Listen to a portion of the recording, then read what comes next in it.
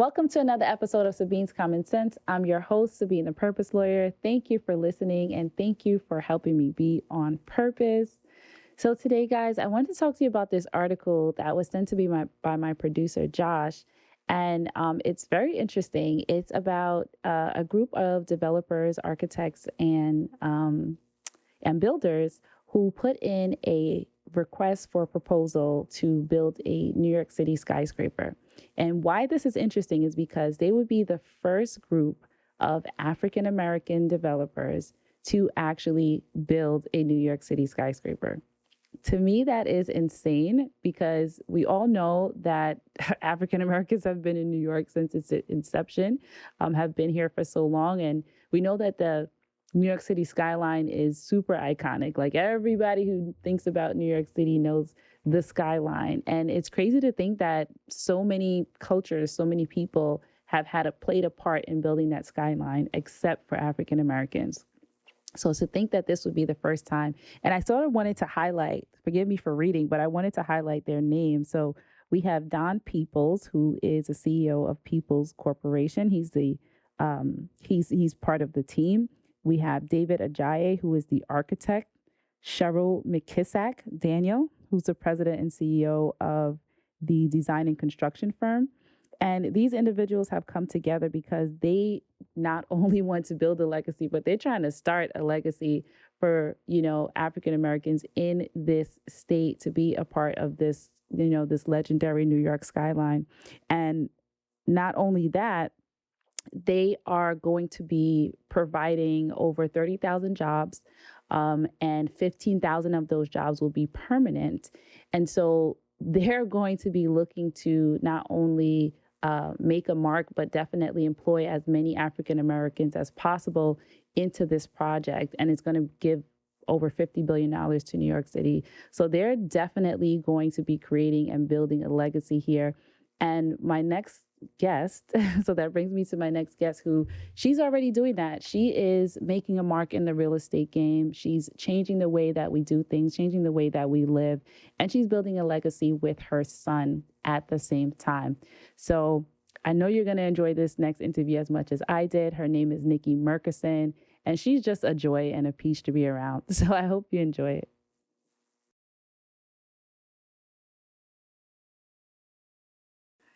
Welcome, Nikki Merkerson. Thanks for having me, Sabine. Sure. I'm happy to be here. Of course. I love being around you. Her smile, guys, is infectious.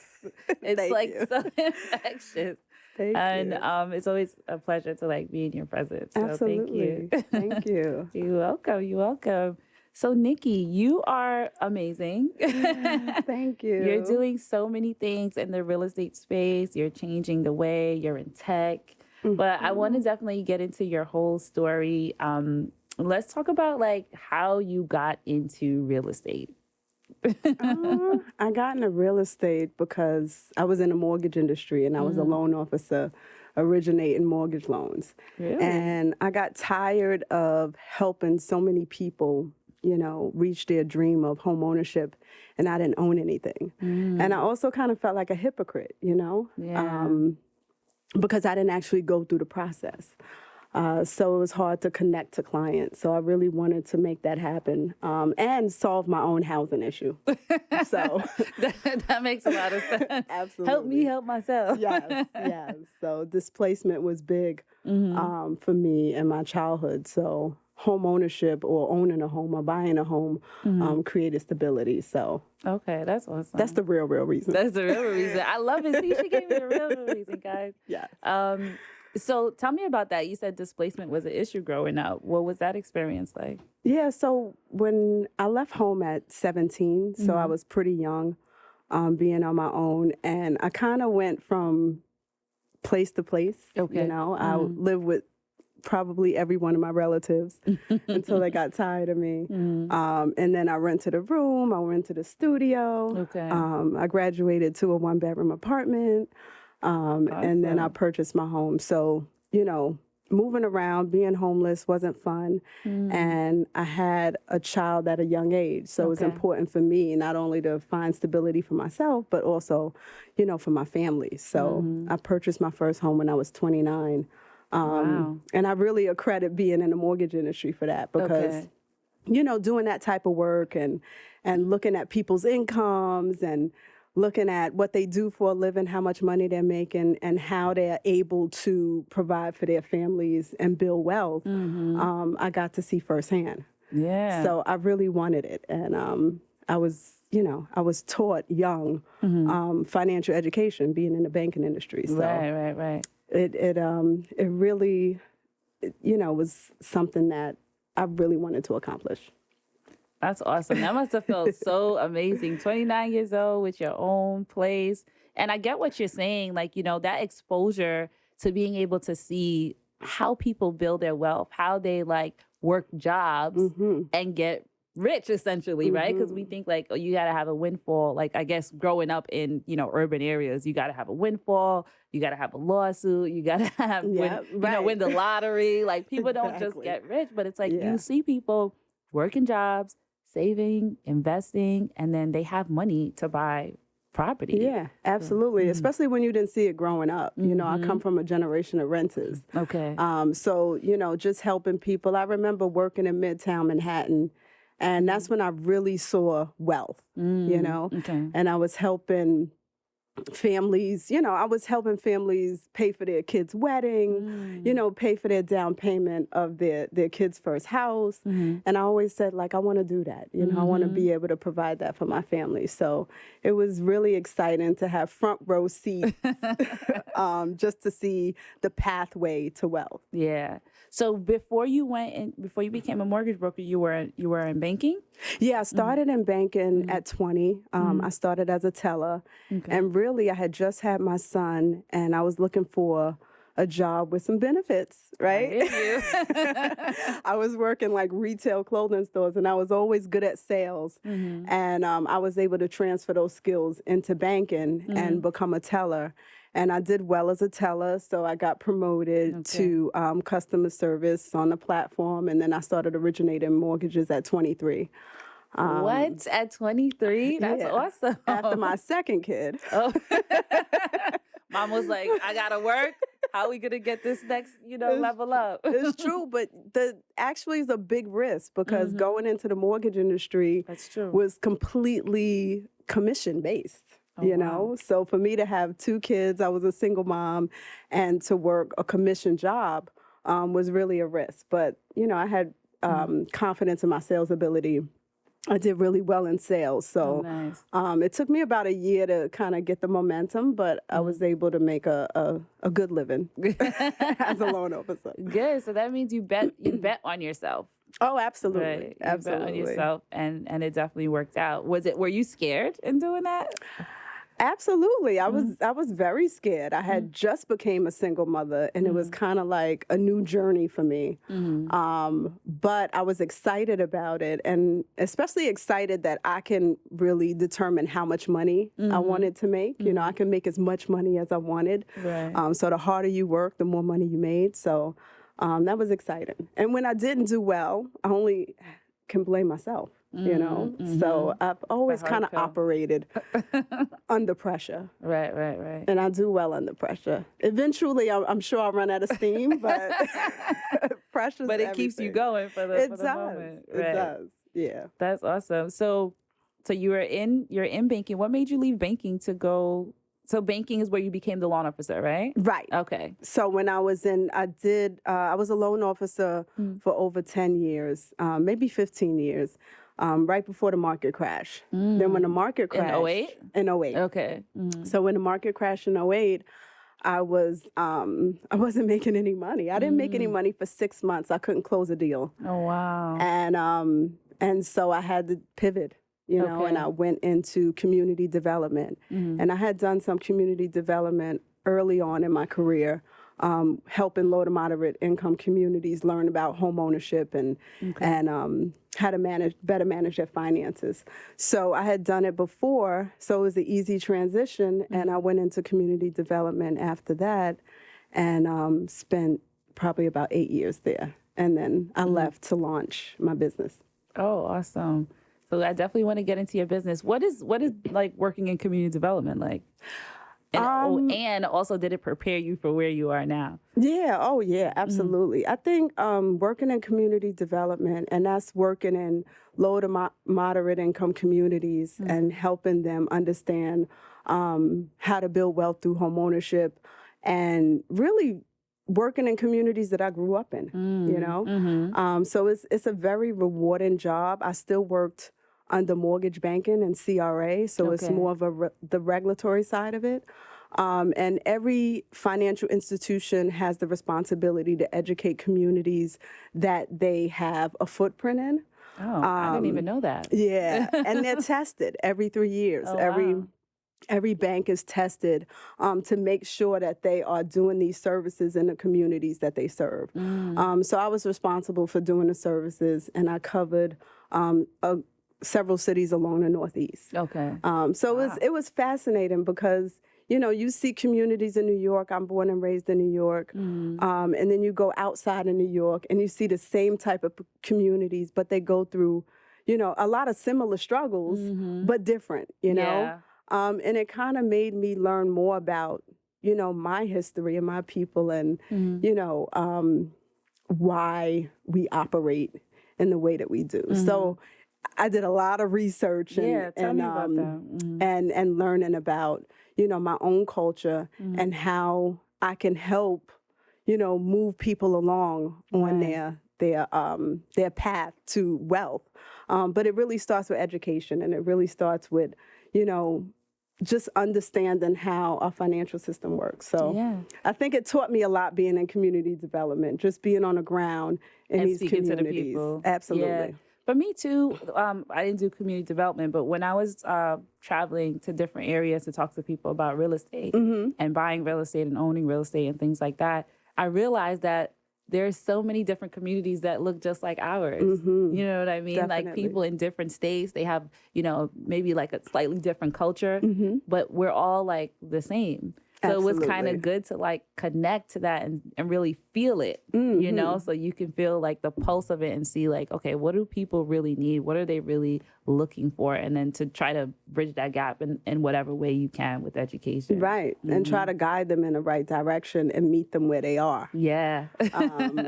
Which is something that I had to learn, you know. So it's a very rewarding career. And it was actually my dream career. Really? Yeah. To be in the philanthropic space and to be able to help these communities using the bank's money. Right, that part. Right. Who wants money? Who needs money? But yeah, it was very rewarding. Okay. So you spent like over 20 years in banking and mortgages and in community development. What made you say, okay, like, I'm done with that. I'm going to do something else now? I think it was, I guess, the rat race, right? Just knowing the type of lifestyle that I wanted to live and just thinking, right? That the career that I was in was going to lead me to that lifestyle. Yes, girl. Talk about it. It's true. It's just, you know, I don't know. Maybe I just had this false. It was. I feel like I know what you're gonna say, right? Because I had this experience too. Like you feel like there's a picture of life that's going to get you to the destiny that you want, and you feel like if you do all the right things and you're good at it, and you know you try to make people happy, you try to do the right things, you work hard. And you're just going to get there. You're just going to arrive. Yeah. But then you wake up one day and you're like, oh, I've been at this for a minute. Right. You know? Exactly. And then you're like, I have to intentionally go after this particular goal and not just think it's going to arrive, right? No, so is that true. where you... Yeah, absolutely. You said it exactly the way I wanted to say it. I just, you know, it was frustrating, especially when you get there, like you say, oh, I want, you know, a 6-figure salary. When I make, you know, when I get to a 6-figure salary or when I become a millionaire, you have this idea of what your life is going to be like. And then you get there and you're like, I'm still in a struggle. Right. Like, how can I be a pro millionaire bills? Right. You know? Exactly. Right. Exactly. So I'm just, And I think the thing that really helped me make the decision is I took a trip and I went to Hawaii and I went to, and I loved it. And this was like the longest vacation I've ever been on. Because how long was it? It was a week. Okay. Nikki, you gotta get out. No, well, when you're working in the sales position, you know, when you're not there working, you're not making money. So I never really went on long vacations. So it was hard for me to come back. And I hated that I had to come back and, you know, come back to my old life. Like I wanted that to be my life. Like I wanted to be able to stay as long as I could. And I said, I'm not going on vacation again until it becomes my life, like my lifestyle. I got you.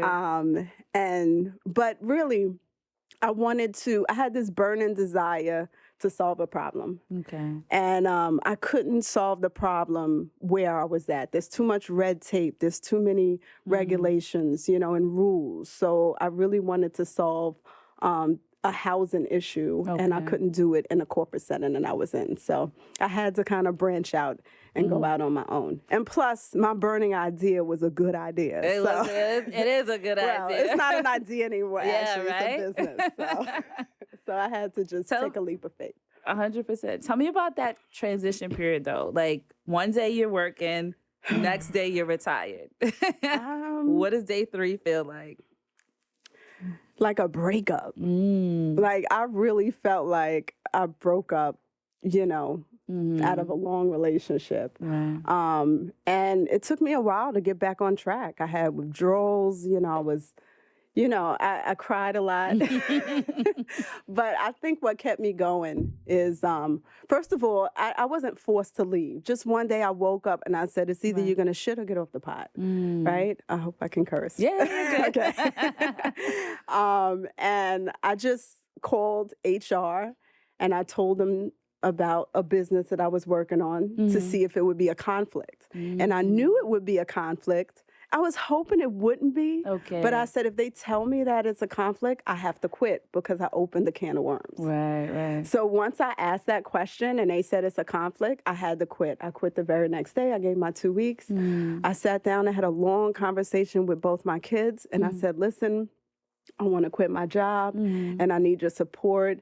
And we may go through some rough times, but I just need you to know, like, trust me. And they were super supportive, and they were the ones that really, you know, helped me get through those moments when I felt like, and by the way, I never felt like I made a mistake. Okay. Not those moments. Right. Just the moments of emptiness. I was so used to, for the last almost 25 years, getting up, going to work, and working hard for someone else. So I just had to transition and really try to believe in myself that I can work hard for myself and be just as productive and successful. Thank you for sharing that. So, like, because I wanted people to hear, like, what that feels like, because some people might interpret that feeling of emptiness as, I made a mistake, oh, shoot, like, what did I do? But it's just a transition, right? It's just a transition. That was your, essentially, identity for over 20 years, right? And so now you had to divorce that and emerge as who you are right now. An identity. I mean, I went through an identity crisis. I'm still going through an identity crisis. Like, who am I? Because, you know, I grew up in a bank and I've been corporate trained. And I feel like there's a lot of undoing when you become an entrepreneur. Everything you were taught, you have to kind of, I mean, just like your childhood, right? You're undoing. So I feel like I've spent these last 3 years just really undoing a lot of things and really trying to emerge into who I am today. Yeah, I agree.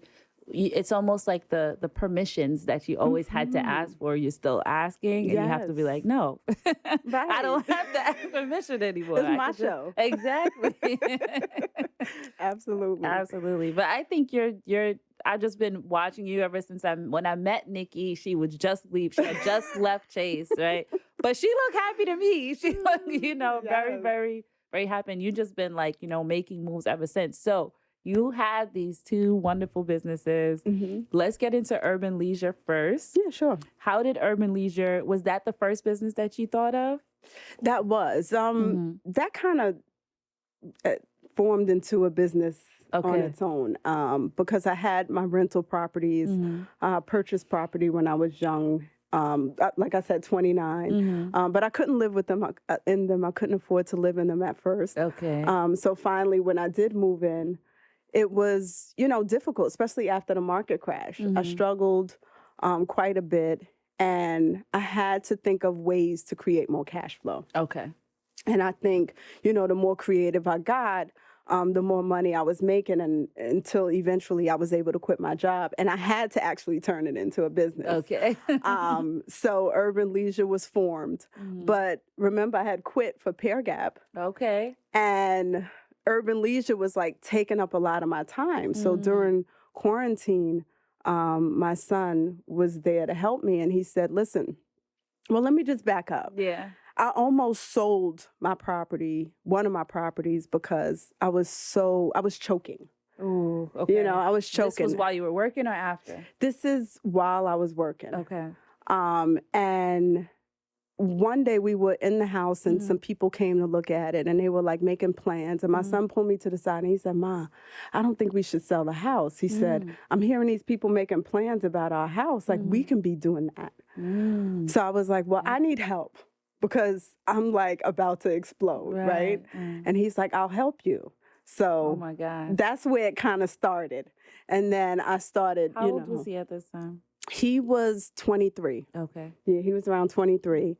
And then, so I kind of like held that in my head, and I kept the property, and I figured it out. Okay. And then when the pandemic happened and we were in quarantine, we kind of just started having these brainstorming sessions on what we can do with the business. And I really got into co-living, because co-living was like a new housing model. And it was really people who were creating these communities within a home where they can support each other. And it was for entrepreneurs at first, but now it's expanded to more than just entrepreneurs, but a way that they can connect and support each other. And so I talked to my son about it, and he has this whole creative community. He's in this creative space. He's a DJ. And he has all these young, talented kids that are making money that need housing, right? So we kind of came together and married those two, me with my financial knowledge and him with his ability to attract these young innovators and creators. And we kind of came together and formed Urban Leisure. And, it's a co-living space. These houses come fully furnished. Oh, wow. Everything you need, all you need is your backpack. You just come in. Awesome. And you're around like-minded people. So we go through a screening process, and we find out a lot about the people before they come in. And then it's a way to really create this community of innovators where you can, share point of views and experiences and connect and support. And I needed that at the time. And now he finished 2 years of college, and he needed that because now he's an entrepreneur. So it was kind of a way for us to connect to like-minded people, and open up our home and say, "Hey, come, we're going to give you the best experience." Right. And, hopefully you'll leave with more than what you came.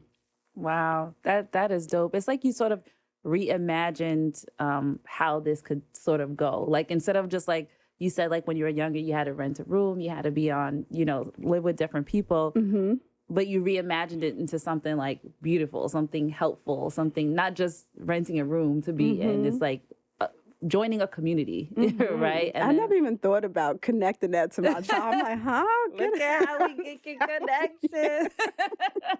I didn't even think about that, but you're right. Because, I rented a room with a bunch of strangers, and, my people were scared. Like, how could you go in a room with, people you don't know? But, I did. I recreated that into a community. Right. And I'm able to, get that community for myself and my son as entrepreneurs. So, yeah. Yeah, which is dope. It's almost like what do you have in your house? Like, let's use what we have to make what we want, right? And that's exactly what you did. It's true. And I think when I'm feeling desperate, I come up with the best ideas. When I'm under pressure, the pressure. And eventually I will stop living my life like that. But you know what? And I told this story to somebody else the other day. I saw this TED talk about some people, you give them a task and they kind of just work that task and they'll do it for 30 years and they'll never like deviate. And some people are hummingbirds, where hummingbirds will go from tree to tree, or they'll go from plant to plant, and they take what they got from one to take it to another and weave it in. Yes. And we need them. That's true. Right? So I'm a hummingbird, and so are you. Yes, I'm a super hummingbird. Because we sometimes think there's something wrong with us because we're a certain way. But you're doing wonderful in life, and it's gotten you here. So why would we fix it? Thank you. know? Thank you. I'm just realizing that. I think that while I was going through the motions, to me, it was the struggle. Yeah, no, right? I hear you. Same. Yeah, it's survival. Right. But then when, you get to a certain point and people are like, wow, how did you do that? And I'm just like, out of desperation. I figured it out. Yes.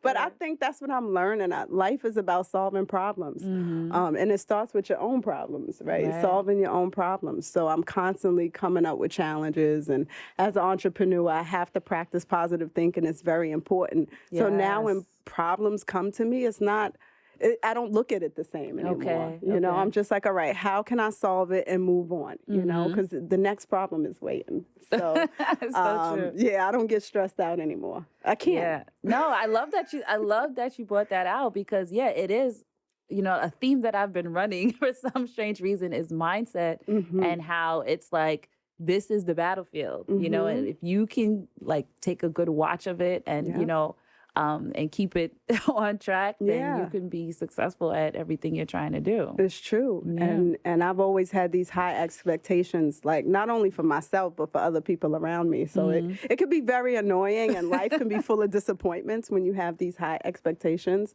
But now I'm learning that that's actually a good thing, because I'm always striving to, do better and be more successful.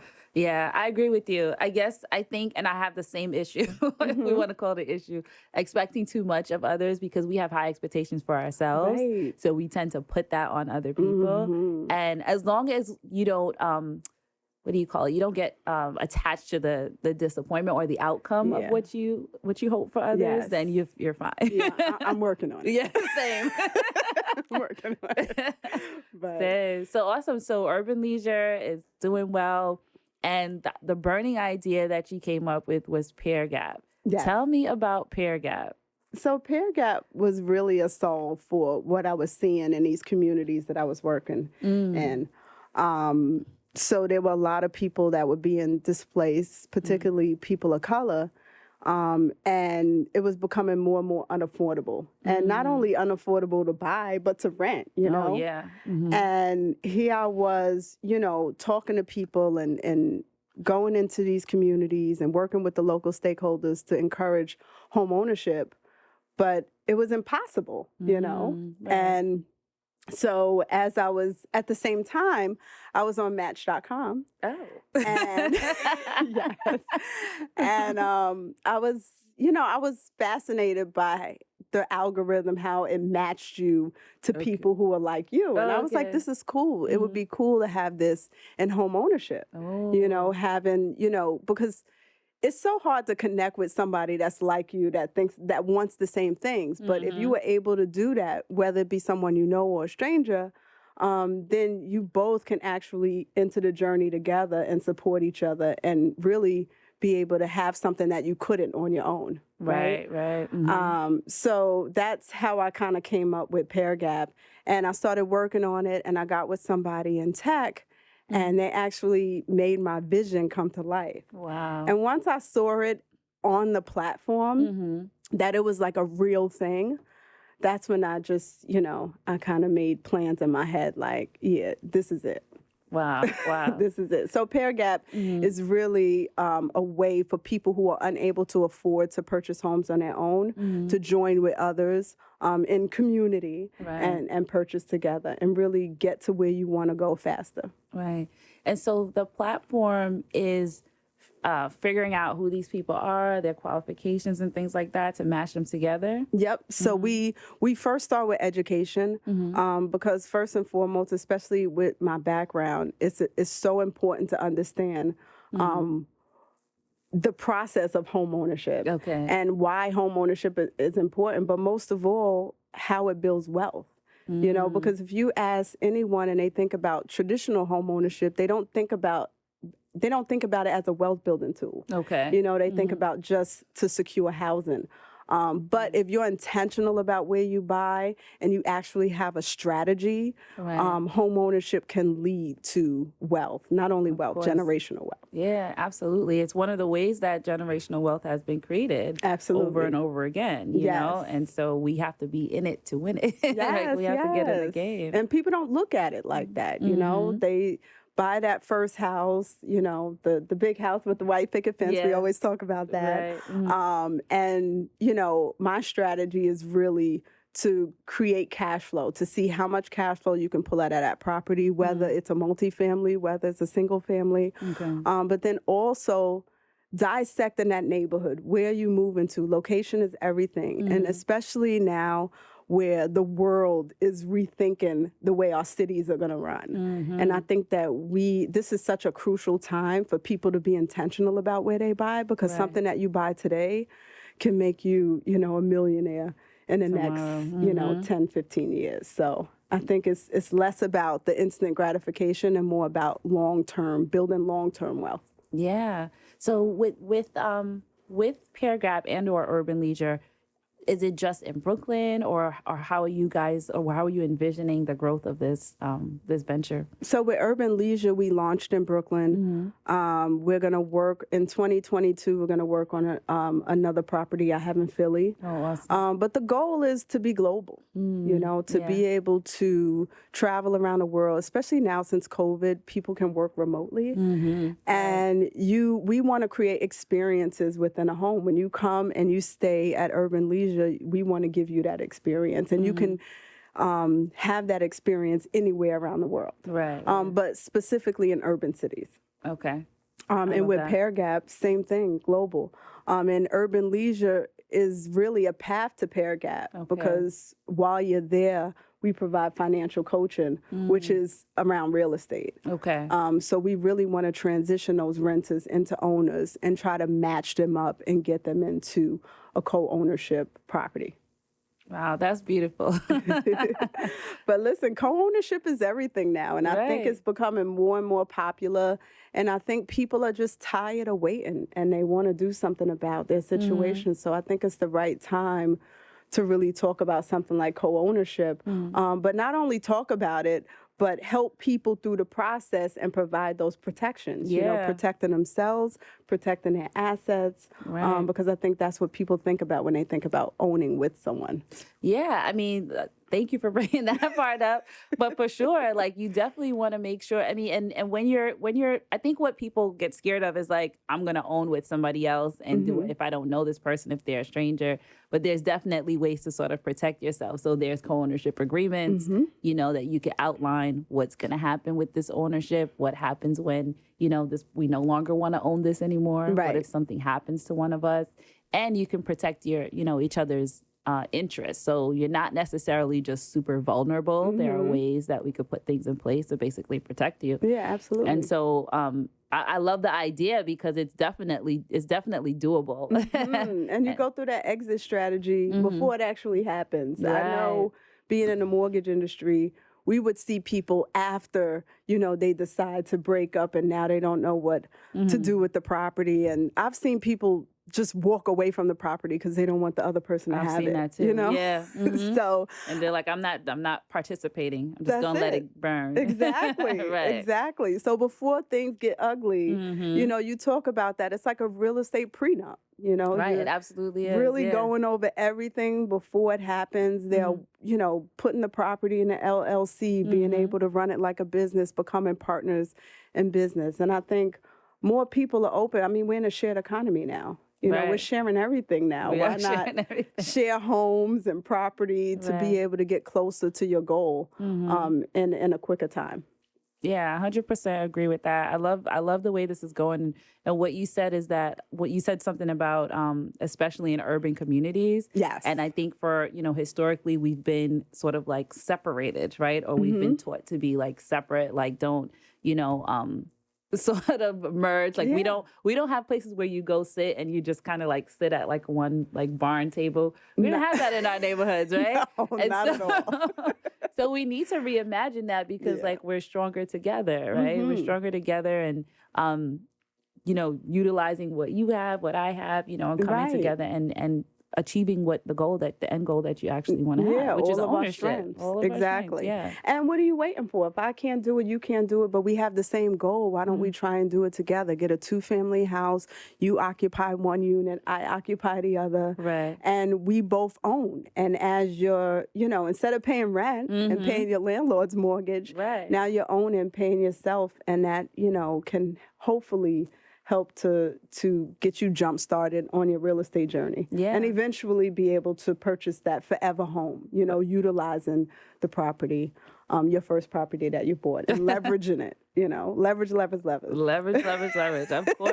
course. Yes. One thing that you said about, you know, before you were saying how you thought that you were going to arrive at some place just by, you know, doing good or doing your hard work, and that sort of like comes full circle to what you're just saying. Like, why are you waiting when there are other creative ways to get what you want? It's just that we're stuck in the picture that we were sold, that we have to have it a certain way. Yes. Oh, we don't, right? You created a space for that. Yeah. I mean, fear will cripple you. Fear will cripple. And I think that what you said, you know, being open, I have to learn that. Like, I'm literally opening my house to people, you know. And initially I was nervous about it. But now it's like, because, you know, especially having housing issues when I was young, it's like, this is my house. You know, you're going to do what I say in my house. Right? I got to change that and say, no, welcome. You know, I want to give you the best experience, the best customer service. And I want you to be comfortable and enjoy yourself. It's all about you. It's not about me at all. Yeah, you know? Right. So I think, you know, this whole journey has really been about opening up, you know. Oh, I love that. Yes, opening myself up. Because sometimes we're just so closed based on the beliefs that we grew up, you know, believing in. So yeah, I'm reinventing myself. I love it. And you're reinventing the way we live too. I hope so. It's taking too long, to be honest with you. The entrepreneurship journey is, you have to have a lot of patience. Yes, you do. Yeah, because I didn't realize there's a lot of learning that goes into it, you know. And I love to learn, but, you know. But it's a process. Yeah. Yeah, I know. I say the same thing. I'm like, oh man, it's been this long already? Okay, we're still going. I know. And I learned all my lessons the hard way, so. That's just the way you like it? Exactly. No, I mean, sometimes I need a break, but you know, it just happens like that. No, but I'm loving the journey. Okay. There are no regrets. And I really think that, you know, everyone, people that I speak to, we just have such an appetite now for change and growth. And it's a good place to be, and a good time to be an entrepreneur right now. Yeah, 100%. So what is the next level for your companies? Well, we are going into our first round of funding. Okay. And that's exciting because, you know, to be a non-technical founder, you know, and to be on the other side of tech is scary, you know. But I have been fortunate enough. I just got a mentor. Awesome. That's in tech. So things are moving quicker now. Okay. And, you know, the real estate market is really hard for a first-time home buyer right now in this market. Oh, yeah. So, you know, sometimes you have to kind of change your model and things like that. So we're working on some new stuff. So I'm excited about, you know, what's to come and the growth of urban leisure. That's actually growing as well, quicker than Bear Gap because it's non-technical right now. But you know, things are good, and I'm excited at the place that I'm in right now. That is awesome. Yeah. You said before that your son was helping you. Well, he helped you not sell your property, which is, he was protecting his legacy. We appreciate him for that. Absolutely. And you said that he is now stepping into a leadership role. Tell me how that is. Like, bringing your child, because you guys know I love to talk about legacy, right? And Nikki is, she's walking it, right? She's bringing up her child. Mm-hmm. She's bringing him into the business, showing him the ropes, which is all the things that I love for entrepreneurs to do. Mm-hmm. And so how has that experience been for you, bringing your son in and training him and working together? It was rough at first, because he had no interest in real estate, honestly, until the pandemic. Okay. So I was really excited when he showed interest. Mm-hmm. But as I'm learning, I have to teach. Yes. And it's, he initially, it was kind of like a back and forth thing, because it's hard to take off the mom hat and and then put on the boss hat, right? And then without getting emotional. Mm-hmm. And I think that exactly. Watch your tone. Uh-huh. But I think that the last couple of years we really learned each other. We really learned how to understand each other and just listen to each other. And my daughter's been very helpful too. She's away at college, but she's been kind of like the in-between. Like if there's kind of conflict, she'll come in and she'll be the rational one. And now we got it down packed. Like, our working relationship, we know how to separate the mother and the son, and we are just partners. Like, awesome. I can't express to you how happy and proud I am of him. Oh, sure. And it's been a real amazing journey. That's amazing awesome. Journey. Just talking about it, I'm just like, we came a long way, and I'm just excited to see, what's next. He's taken over the company. He's running it. He's building his team now. Oh, wow. And he's really taken it serious, and he's matured so much. Wow. Because of this process. So, and there we go, letting go again, opening myself up. That's right. I've always done everything by myself. I bought my homes by myself. I turned them into a business myself. So now even I have to open up to say, hey, I have to be able to bring people in so that I can scale it. Yeah, and that's what I'm thinking of now. So when you think about co-ownership or joining with other people, think about scale. Yeah. Right? The fastest way to scale is to have help. Yeah. I love that. Yeah. And I hope you guys are listening to that. Nikki is advising you.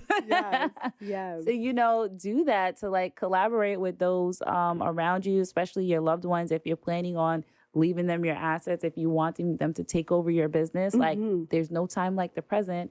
And if they don't want to, then at least you know that too, right? You know that now as well. So you can make other plans and pivot in another way. Yes. And if they're not ready, maybe they're not ready now. Yeah. I'm relentless. You are not letting go. No, I really wanted to kind of grow this family business. Yeah. And now it's actually happening.